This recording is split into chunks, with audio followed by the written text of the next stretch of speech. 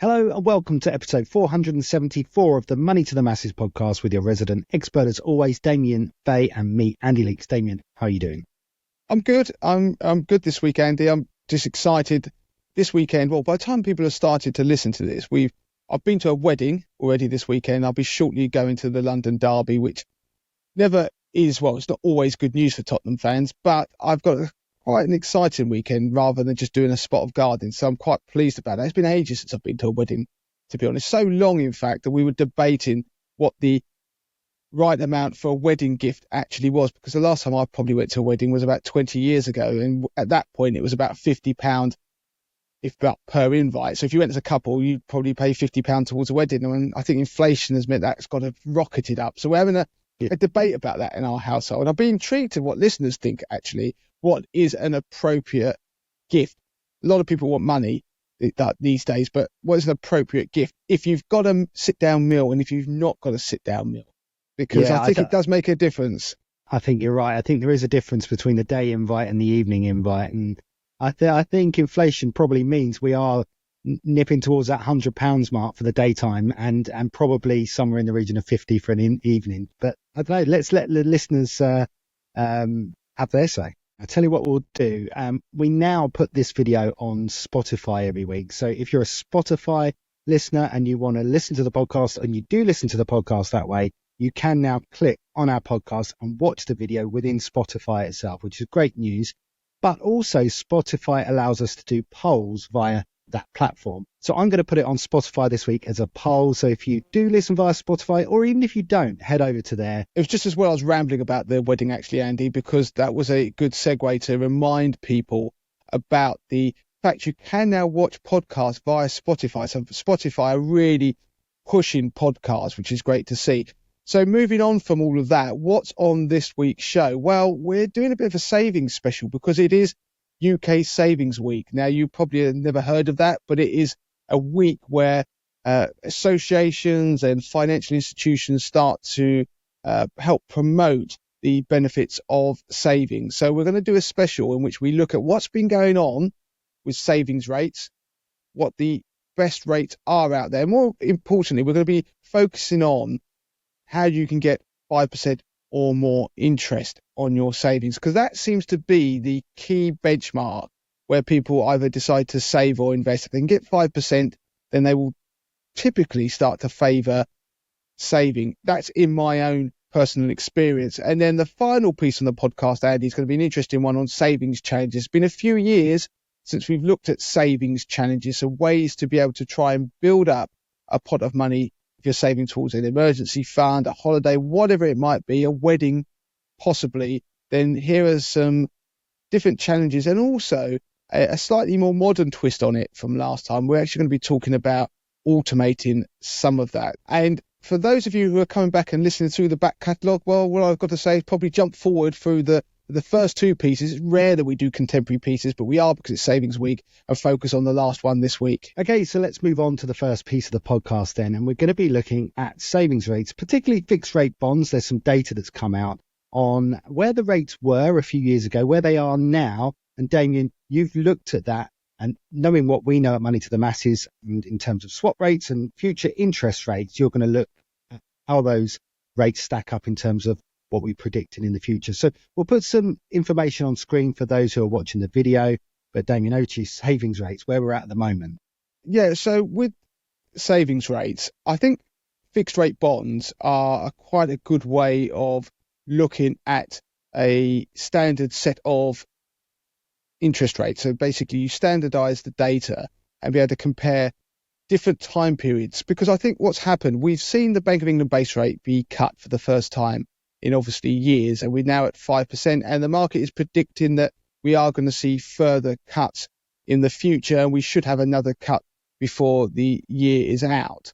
Now, the issue is that for people reading the headlines, it's quite hard to actually work out whether rates are going up or down, whether they're falling quickly or slowly. Where are we in that interest rate cycle? So looking at the data that was provided by Moneyfacts, like you said, Andy, we're going to show it on screen for people who are watching the video versions of this podcast. I'm going to talk through it for people who are just listening to the audio, but also there is a link in the notes of the podcast. You can actually look at the image yourself. Now, fixed rate bond is a type of savings account where you lock your money away for a set period of time. It's typically 1 year, 2 year, 3 year, 4 year, or 5 year. And the longer you lock your money away, usually the better the rate of interest that you secure. Now, that isn't always the case as you move through this rate cycle. So if you go back to March 2022, now that was a few months after the first base rate rise by the Bank of England. If you remember, that happened in December 2021. The base rate was 0.1%. It went up marginally to 0.25%.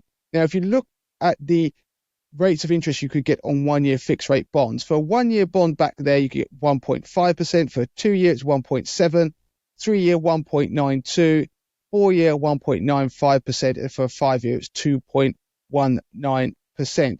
Now, that was reflective of the fact the longer you locked your money away, the better rate of interest you could probably get.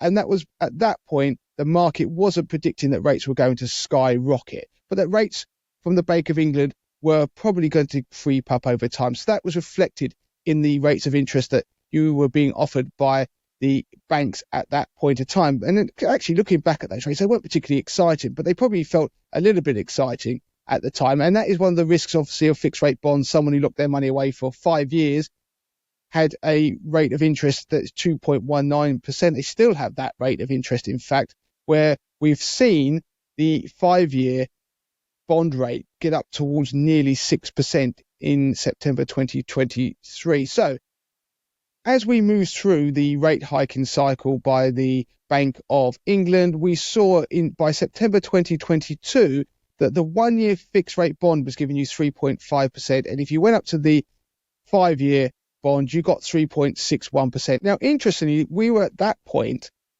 at a stage where if you locked your money away for 1 to 4 years, you basically got the same rate of interest, which was about 3.5%. And the 5 year bond gave you 3.61%. So that was showing you that the banks were thinking, well, we're probably at a peak of the base rate from the Bank of England, with inflation had been rising, and maybe we won't see many more hikes. But of course, as we moved into 2023, that started to change. So I'm going to go back to a year from now. So September 2023 was really where we saw the peak of the interest rates on a lot of these bonds. So the 1 year bond gave you 6.2%, the 2 year gave you 6.13%, the 3 year gave you 6%. So this was September 2023. The 4 year was 5.85%, and the 5 year again was 5.85% as a rate of interest. Now, if you listened carefully, what you noticed then was the pattern had reversed. So we started to see the shorter the term of the bond, the better the rate of interest that you receive. So it was the reverse of what is typical in a normal environment where you might see the interest rates go up gradually over time. Now, that is also why cash ladders no longer work. So that is a method that allows you to try and get a better rate of interest by locking portions of your money away for differing terms. Now, it isn't really relevant anymore because of the fact that you now get a better rate of return for not locking your money away for a very long time. You get a better rate of return over a shorter period. But one thing obviously to point out, we'll put a link to cash ladders because it's good to know how they work.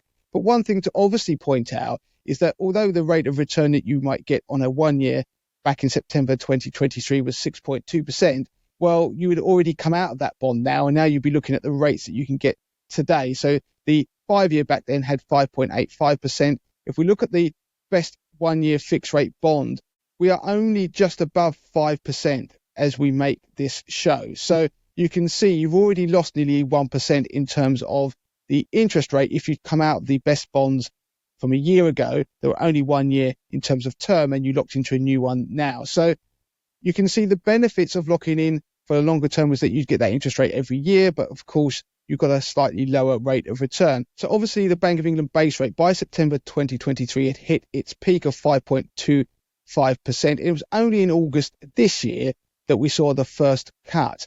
But if you compare the interest rates from September 2023, you will see the significant fall. So I'm going to just be looking at the 1 year fixed rate bonds at the moment. It was 6.2%, as I've already mentioned, the best rate back a year ago. By March 24, that had gone down to 5.26%. In August, we were about 5.4%. We're only just above 5% now in September. You can see that you're looking at almost a 1.2% fall in the rate of interest that you could get on a 1-year fixed rate bond.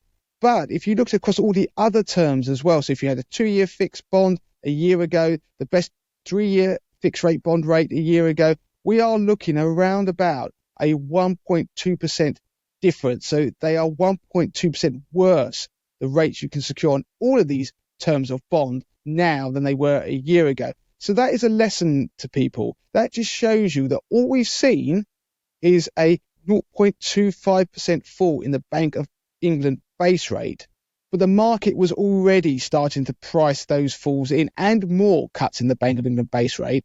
So we're seeing the direction of travel. So if you are thinking about securing a decent interest rate or want to try and get a good rate of return on your savings, then the boat has already started to sail. It started to sail earlier this year, and actually that rate at which they are falling is accelerating. So if we look at the difference just between September and August in some of these rates, we are already down by at least 0.25% in most cases. In some, it can be a little bit more in the best buy table. So you can see when the Bank of England base rate starts to fall, it is quite quickly reflected in savings rate. Now, I have to say, when I talk about it's being reflected in the best buy tables, there are still some pretty decent rates out there, and widely they haven't fallen perhaps as quickly as they have done historically, but we are starting to see that shift. So the message is there is still an opportunity to get a decent rate of return on your savings, but you are going to have to obviously shop around. Now, we do update our savings tables every week or a couple of times a week with all of the best rates. And if any of you have savings, you will have started to receive the emails from the providers to say your interest rates are going to be cut if you are, for example, in easy access rates. Now, I've obviously been talking about fixed rate bonds here, but Andy, you've also been looking at things like junior ISAs, and this is just the same for even those sorts of longer term products that often still just offer easy access rates. Yeah, so we have seen it right across the board in lots of different products, as you say. Junior ISAs specifically this week, I did an update to all of our best rates on junior ISAs, and out of the 16 providers that we feature in that article, 6 have made changes to their rates in the last 2 or 3 weeks. So there is that direction of travel in all savings products. And actually, NS&I themselves have made a significant change to the interest rate that they're paying on their fixed rate products. I'll just put some details up on screen so you can see the changes that NS&I have been making in terms of theirs. And again, Damien, it's not just by the 2.25% that the base rate's going down. As you can see on screen now, there are a lot of products there that have gone down by more than that. The guaranteed growth bond, the 2-year guaranteed growth bond, was at 4.6% on the 6th of August. Well, from the 11th of September, that's gone down to 4.25%. And go right throughout the board, all of their fixed rate products are on the downward trend now. Yeah, and obviously we're talking about new issues of those products. Just like the fixed rates I mentioned earlier, I was always talking about the current best rates if you go and try and take out a new product today. So we are seeing that significant shift. So it gives people an idea of what is a decent rate of return on their money. So the next part of the podcast, we're going to move straight onto it actually, is about how you can secure 5% or more on your savings. So you will have already noticed when we're looking at the fixed rate bonds that it's very difficult to get 5% now on your savings. So we've pulled together a list of the accounts out there that offer 5% or more. And there are different types of accounts. Now, one of the things you will notice, we'll put a link in the notes of the podcast, and you will find an article that gives you a list of all of those ways of getting 5% or more. And there are some really juicy interest rates, and they come from regular savings accounts. Now, the Yorkshire Building Society seem to buck the trend of falling interest rates, and this week, as a way of commemorating the fact it's savings week, launched a new regular savings product that pays 8% interest. Now, whenever you hear a regular saver mentioned, you can only typically pay in a set amount or maximum amount, usually a band, each month. So you can pay, for example, on the Yorkshire Building Society's new account between or up to £50 a month. And it's an easy access account. And interestingly, and somewhat unusual, you don't need to have their current account to be able to get access to this new product. So what that means, you can pay in £50 a month into the product, and you will get the equivalent of 8% interest a year. Now, obviously, if you put in £600 across the year, you're not going to get 8% on that full £600. It's obviously going to be factored into when the money actually hits the account. So if you do the numbers, you could effectively halve that rate of interest to give you an effective rate of return you're going to get on that money. So there are other products. Principality, for example, have a 6 months regular saver. So it's a 6 month product where you can put in up to £200 a month. That gives you 8% interest. It's not easy access. You can't actually access your money, and you again don't have to have a current account with them. So if we go down the rest of the list, I'm not going to read them all out because it would make a very boring podcast, but a lot of the accounts that do pay above 5% are regular savers. Now, there's a long list of them. I'm not going to go through them all, but I'm going to just read out some of the banks and building societies that offer them. So HSBC, Progressive Building Society, First Direct, the Cooperative Bank, and Skipton Building Society all offer regular savings accounts that offer 7% interest. And the maximum you can typically pay looking across them there is between £250 and £300 a month. And they often do require you to have a current account with them. So First Direct do, for example, as does HSBC. Then if we move below 6%, there's a whole wave of accounts. And that's where you start to get things that are not just regular savers. So there are notice accounts from the likes of Prosper. There are other notice accounts from Investec, 90-day notice account that pays 5.25%. And these allow you to pay up to amounts like £5,000. Prosper, they allow you to pay £20,000 into that account. The fixed rate bonds start to appear. Actually, there's a new one that's just appeared in there, 5.23% for a 6 month fixed rate bond. So you can see it's less than 1 year. The rate you can get above 5% if you go for a 6 month fixed rate bond at 5.23%. Then you get to the easy access account. So if we're looking at 5.12% at the moment, Barclays have an easy access rainy day saver where you can put up to £5,000 into it. That is, as I say, easy access. Then there is a current account from Nationwide, which gives you 5%. And there is a trading 212 cash ISA that gives you 5% as well. Now, the table that we've provided does give you all the details on each of these accounts. So the message from this part of the podcast, it is still possible to get more than 5% on your savings, but you're going to have to be a little bit cuter about it. So it's going to have to be a combination of accounts, regular savers, and you aren't going to get large sums at 5% unless you're going with one or two banks, as I've mentioned, and they are typically notice accounts. So you're only going to get really the plus 5% or higher rates on some of the regular savers. So it is possible to get the 5%. So do have a look at the tables. We'll update them regularly. But as we go forward into 2025, the reality is that being able to get 5% on your lump sum amounts in savings account is going to become incredibly difficult. So go and have a look at the products out there and shop around. Okay, so let's finish off this savings special, Damien. We're going to be talking about savings challenges. Now, we did mention this back in 2020, and actually listening back to it today, it was quite a hot topic at the time because there were lots of automation, lots of apps that were bringing out innovative products. But if you remember, it was during COVID, and it was that time where people were staying in, not spending so much. So savings was quite a hot sort of topic back then. We're going to revisit that now. So if you want to go and listen to that, please do. We're going to it in a bit more detail. It's episode 285 from back in August 2020. What I'll do is I'll list off some of the ones we mentioned in that podcast, but I'll also talk about some new innovative savings challenges that I've managed to find by searching around the topic.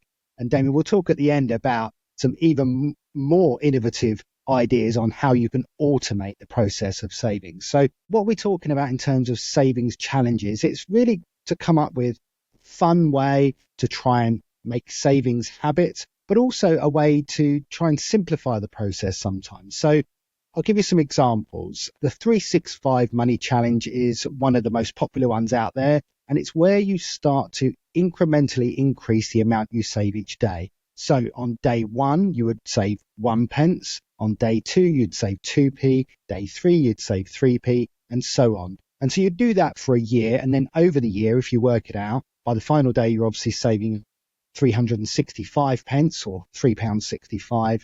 And by the end of the year, you'd get to £667.95. So that is one savings challenge. It's one way that you can regularly make savings habits to make a goal at the end of it. So there's lots of these. I won't go into so much detail on all the others, but there's a 52-week challenge where you put £1 away in week 1. In week 2, you put £2 a week. Week 3, £3, and so forth. And you get to a decent pot at the end of it. Now, one of the criticisms on doing this, a lot of people start saving, they make New Year's resolutions, and so you start at the beginning of the year. The problem with that is obviously with Christmas at the end of the year, some of these savings challenges mean that you're putting the most amount away at the end of the year when perhaps you haven't got the most disposable income. But there's nothing wrong with flipping these savings challenges and doing it the reverse. So with that 52-week challenge, put £52 a week away in the first week, and then you incrementally change that and bring it down so that the last week you're only putting £1 a week in the final week. Anyway, you get the idea. There's the 1% savings challenge. That's a really good one. It's where you would effectively come up with a total goal. Let's say it's £500.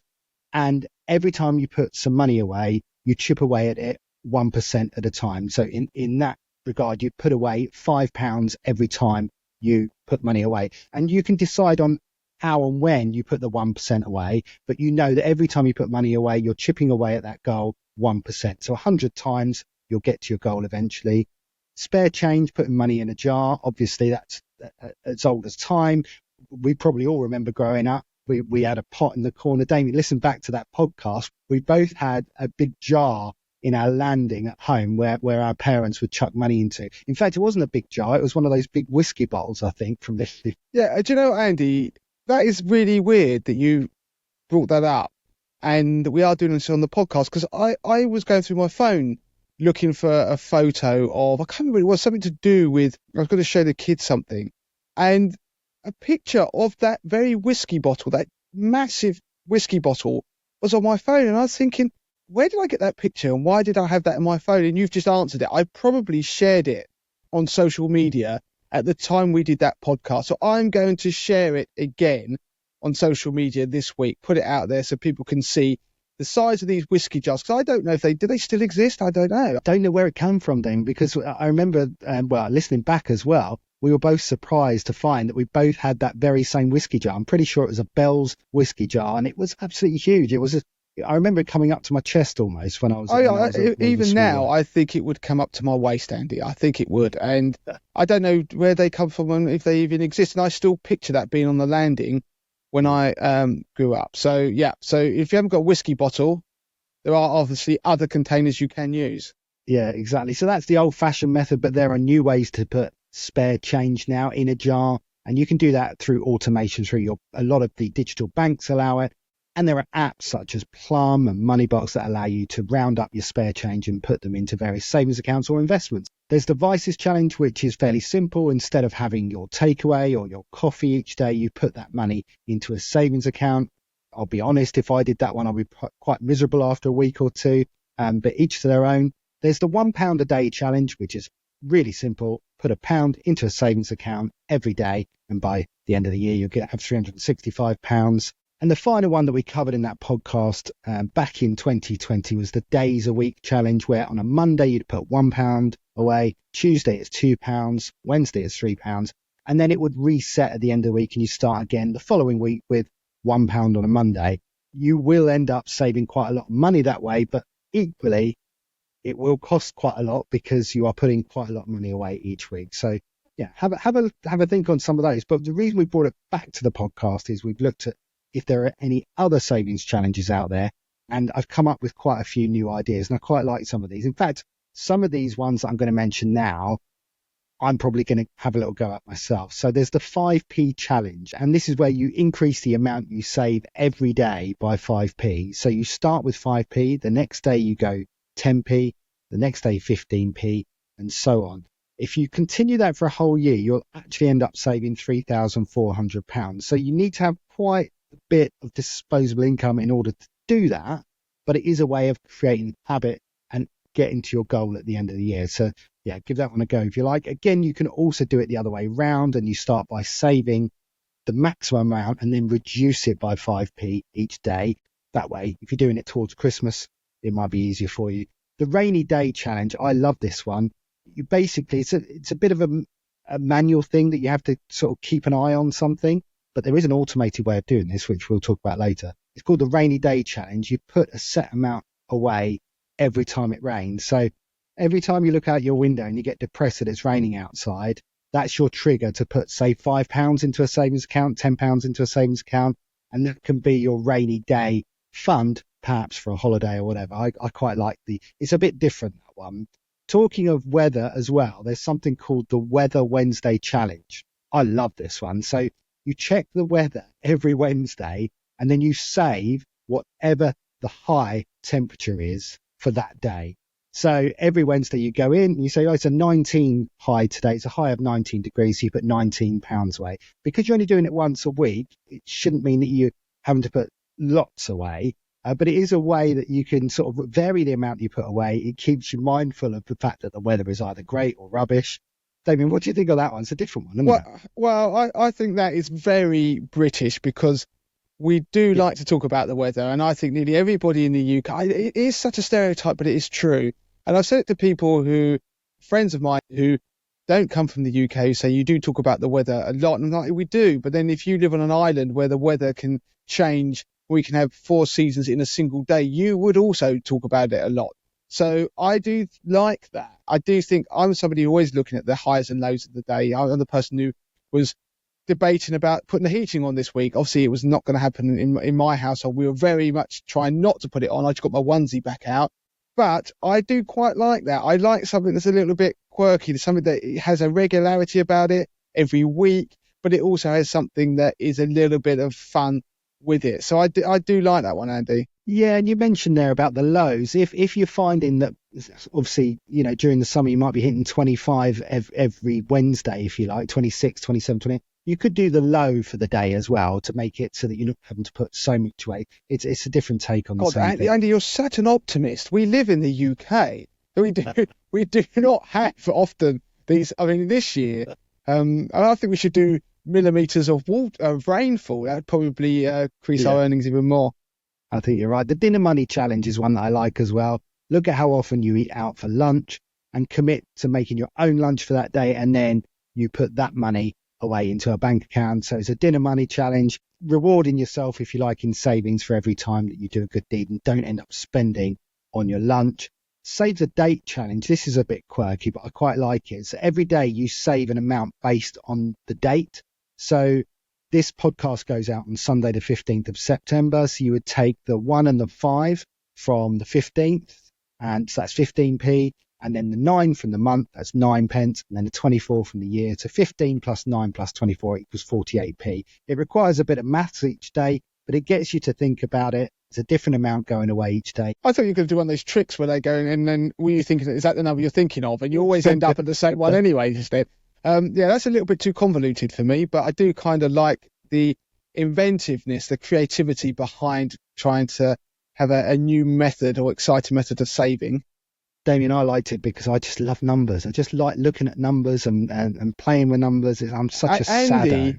Andy, if people don't realise, Andy loves he's somebody who would watch a game of tennis and would want the favourite to win because he likes the sort of uniformity, the consistency of something. He likes that somebody to be dominant. So you're quite happy the fact that Djokovic keeps winning tennis all the time, aren't you, Andy? I love domination. I really don't.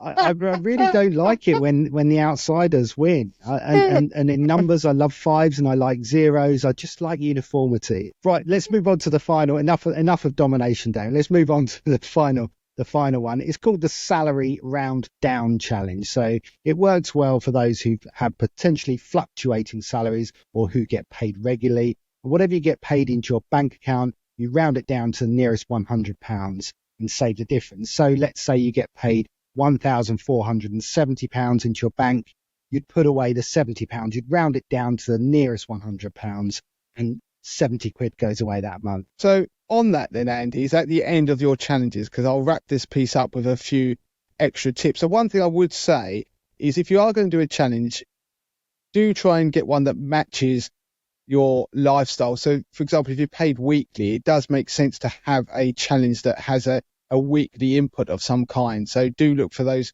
types of challenges. Because one of the things that a lot of people have said when I've talked about some of these on social media this week is there is a way of automating this. So the 1p challenge is incredibly popular. I don't think people realise there are crib sheets out there that show people how much they're meant to save on each given day.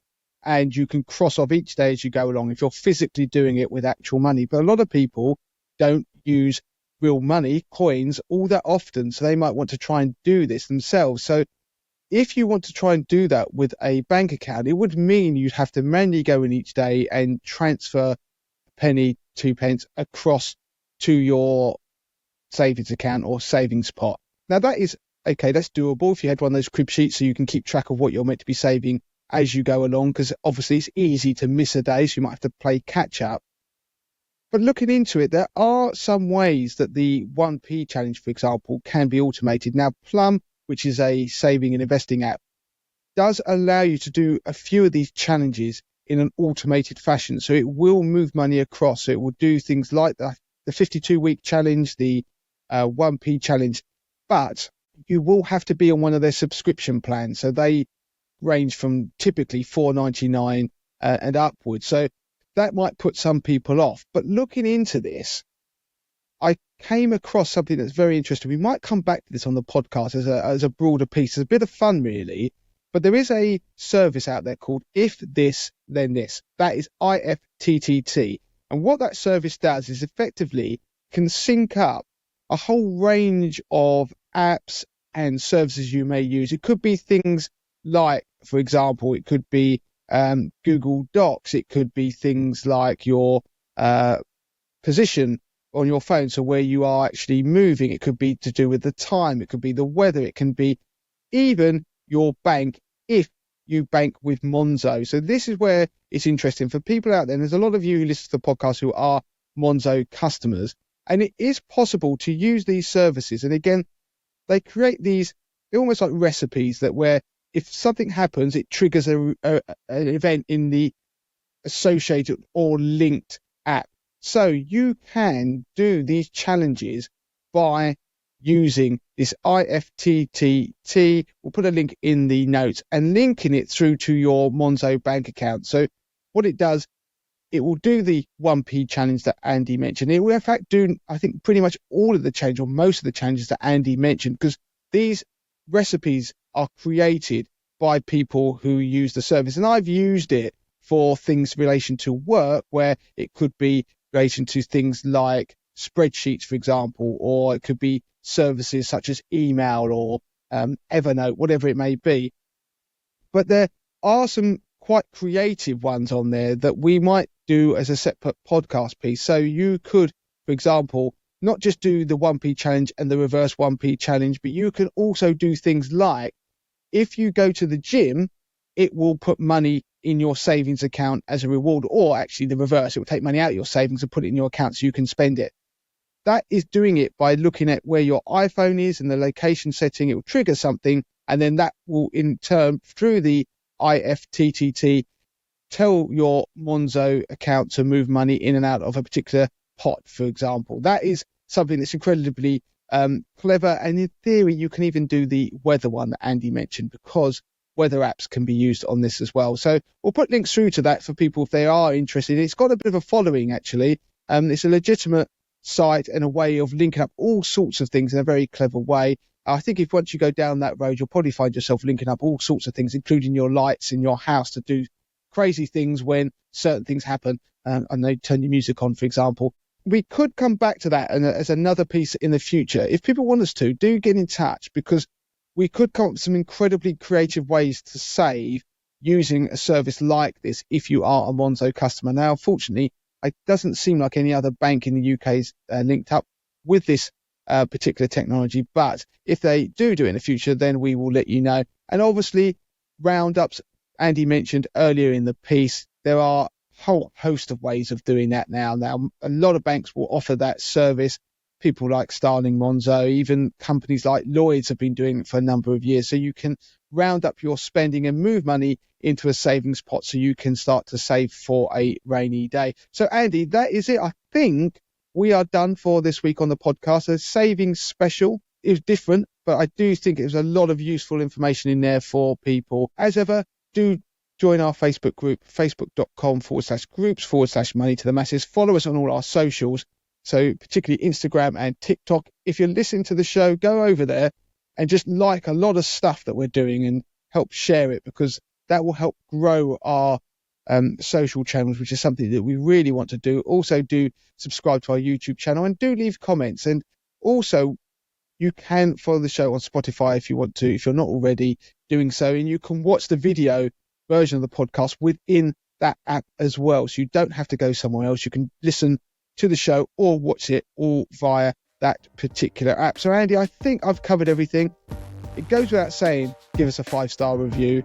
We shouldn't have to beg you every week. So I think that's all left to say is until next time. Until next time.